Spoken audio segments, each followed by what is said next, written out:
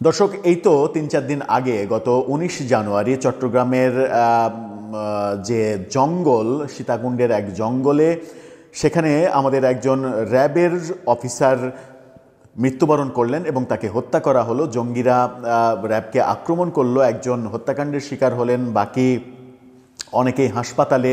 তখন শোনা যাচ্ছিল ৩ জনকে জিম্মি করা হয়েছে। সেই যে বড় ঘটনা, তারপরে র্যাবের অভিযানের প্রস্তুতির খবর আমরা শুনছিলাম। হঠাৎ করে আজকে জার্মান গণমাধ্যম ডয়েচে ভেলে তারা চাঞ্চল্যকর খবর দিচ্ছে এবং সেই খবরে ভয়াবহ বার্তা পাওয়া যাচ্ছে। জঙ্গি গোষ্ঠীরা বাংলাদেশে কতটা সক্রিয় হয়েছে এই খবরই সেটার প্রমাণ দেয়। অথচ বর্তমান সরকার বলছে বাংলাদেশে কোনো জঙ্গি নেই। এর আগের সরকার জঙ্গি নাটক সাজিয়ে নাকি ইসলামী শক্তিকে দমন করেছিল।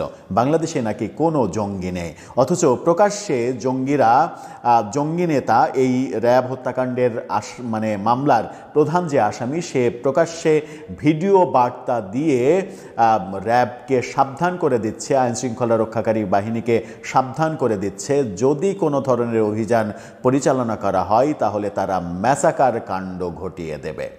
কি ভয়াবহ সময়ে বাস করছি আমরা। চলুন একটু জেনে দেখি বাংলাদেশে সত্যিই জঙ্গি আছে কি নেই। থাকবেন পলিটিক্স টিভির নিয়মিত। দর্শক, বলছিলাম তারা র্যাবকে মারলো, র্যাবকে হত্যা করলো, র্যাবকে আহত করলো, হাসপাতালে পাঠালো, তাদেরকে জিম্মি করলো। এরপরে যখন মামলা হলো তখন এবার প্রধান আসামি ভিডিও বার্তা দেওয়ার সাহস পাচ্ছে, অথচ আমরা বলছি বাংলাদেশে জঙ্গি নেই। জার্মান গণমাধ্যম ডয়েচে ভেলের শিরোনামটা দেখে নিন। সেখানে তারা বলছে যে র্যাব হত্যা মামলার প্রধান আসামির হুমকি। আসামি হুমকি দিচ্ছে, কত বড় জঙ্গি, অথচ আমরা বলছি দেশে জঙ্গি নেই। ১৯ জানুয়ারি চট্টগ্রামের সীতাকুণ্ডের জঙ্গল সলিমপুরে অভিযান চালানোর সময় সন্ত্রাসী হামলায় র্যাবের এক কর্মকর্তা নিহত হওয়ার পর ২১ জানুয়ারি ২৯ জনের নাম উল্লেখ করে মামলা করা হয়, অজ্ঞাতনামা ২০০ জন। এক ভিডিওতে মামলার প্রধান আসামি মোহাম্মদ ইয়াসিনকে বলতে শোনা যায়, জঙ্গল সলিমপুরে অভিযানের নামে ঢালাওভাবে গ্রেপ্তার করতে দেয়া হবে না, কাউকে ধরতে হলে অভিযানের আগে আসামির নাম ঠিকানা জানাতে হবে।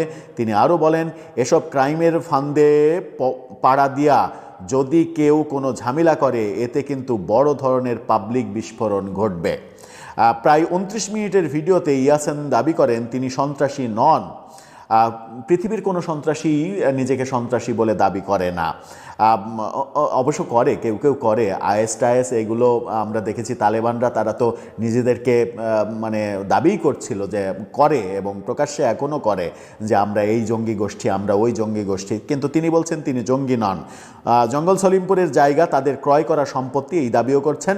দাবি করে ইয়াসিন বলেন সেখান থেকে তাদের কেউ উচ্ছেদ করতে পারবে না। এর আগে সাবেক এক জেলা প্রশাসক জঙ্গল সলিমপুর উচ্ছেদ করতে গিয়ে নিজেই এখন উধাও হয়ে গেছেন।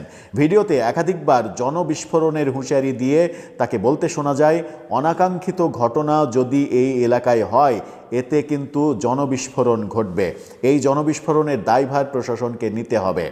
এ সময় চট্টগ্রাম ও উত্তর জেলা যুবদলের সাবেক যুগ্ম সম্পাদক বহিষ্কৃত, যিনি রোকন উদ্দিনকে জঙ্গল সলিমপুরের অস্থিরতার জন্য দায়ী করে গত সোমবার র্যাব সদস্যরা কেন অভিযান পরিচালনা করেছেন তা তদন্ত করে দেখারও দাবি তিনি করেন।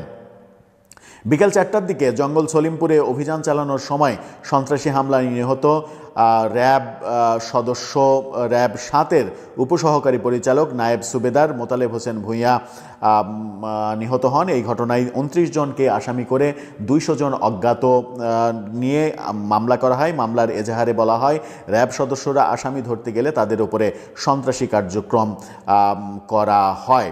ডয়েচে ভেলের কন্টেন্ট পার্টনার দৈনিক প্রথম আলোর প্রতিবেদনে বলা হয়েছে, জঙ্গল সলিমপুর দুর্গম পাহাড়ি এলাকা হওয়ায় এটি হয়ে উঠেছে সন্ত্রাসীদের নিরাপদ আস্তানা।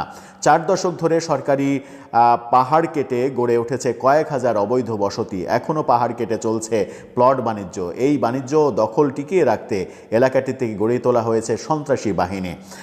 এলাকাটি সার্বক্ষণিক সশস্ত্র পাহারায় থাকে এইসব সন্ত্রাসীরা। ২০২৫ সালের অক্টোবরে সেখানে দুই পক্ষের মধ্যে সংঘর্ষে একজন নিহতও হয়েছিল। পরের দিন সেখানে সংবাদ সংগ্রহ করতে গিয়ে সন্ত্রাসীদের হামলা ও মারধরের শিকার হন 2 সাংবাদিক।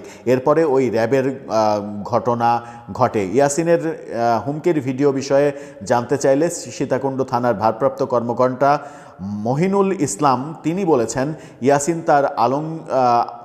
ইয়াসিন তার আলীনগরের কার্যালয়ে বসে এই বক্তব্য দিয়েছেন। ইয়াসিনকে গ্রেপ্তারে আমাদের অভিযান অব্যাহত রয়েছে। বাংলাদেশে কোনো সন্ত্রাসী নেই, বাংলাদেশে কোনো জঙ্গি নেই, সুতরাং এই ভিডিও দেখে আতঙ্কিত হওয়ার কিছু নেই। এগুলো আসলে এআই দিয়ে তৈরি করা, এবং এই ভিডিও নিশ্চিত করেই বাংলাদেশে জঙ্গি নেই। বাংলাদেশে জঙ্গি নাটক করে ইসলামী রাজনীতিবিদদের দমন করা হতো, এই ন্যারেটিভ যারা তৈরি করেছেন তাদের কাছে এই ভিডিও পাঠিয়ে দিলে তারা এর পোস্টমর্টম করে নিশ্চিত করেই বলবেন এগুলো এআই দিয়ে তৈরি করা ভিডিও, এবং এআই দিয়ে এই ভিডিও তৈরি করেছে পালিয়ে যাওয়া ফ্যাসিস্টের দল। দর্শক, আপনারও কি তাই মনে হয়? আপনার মতামত জানিয়ে লিখতে পারেন।